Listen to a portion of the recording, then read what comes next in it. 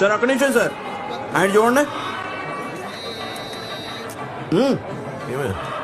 అసలు ఫోటోలు ఎందుకు తీస్తారు చెప్పు? ఏముంది సార్, గుర్తొచ్చినప్పుడు మళ్ళీ చూసుకోవడానికి. గుర్తొచ్చినప్పుడు చూసుకోవడానికి కాదు, అది చూస్తే జరిగినంత గుర్తుకు రావాలి అందుకు. ఏమండి ఇది చూస్తే గుర్తుకు రాదా? రాదు. ఎందుకంటే నువ్వు తీసే ఫొటోస్ లో లైఫే లేదయ్యా. ఒక ఫోటో చూస్తే అది మనతో మాట్లాడాలి. అది అలా మాట్లాడాలంటే నువ్వు ఇక్కడ జరిగే ప్రతి విషయాన్ని న్యాచురల్ గా తీయాలి. వాళ్ళ ఎమోషన్స్ ని పర్ఫెక్ట్ గా పట్టుకోగలగాలి. పెళ్లిలో జరిగే ప్రతి విషయంలో ఒక అర్థం ఉంటుంది, ఒక ఎమోషన్ ఉంటుంది. జీలకర్ర బెల్లం పెట్టుకుంటూ ఒకరినొకరు చూసుకోమంటారు. ఇకపై ఒకరి కోసం ఒకరనే భావన కలగాలని, జీవితాంతం అన్యోన్యంగా ఉండాలని. అలా ఒకరినొకరు చూసుకుంటున్నప్పుడు ఒకరిపై మరొకరికి ఉన్న ప్రేమ కనిపిస్తుంది. అది ఫోటో. తాళి కట్టడం అంటే జీవితాంతం తనకి తోడుగా ఉంటానని అందరి ముందు ప్రమాణం చేయటం.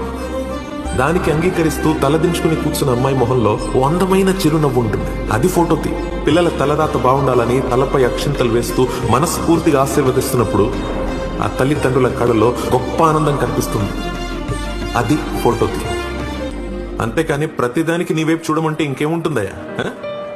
సందర్భం ఏదైనా కానీ న్యాచురల్ గా కాకుండా మనుషుల్ని కెమెరా వైపు తిప్పి ఫోటోలు తీస్తే అందులో వాళ్ళ మొహాలు మాత్రమే వస్తాయి, వాళ్ళ ఎమోషన్స్ రావు. గుర్తుపెట్టుకో.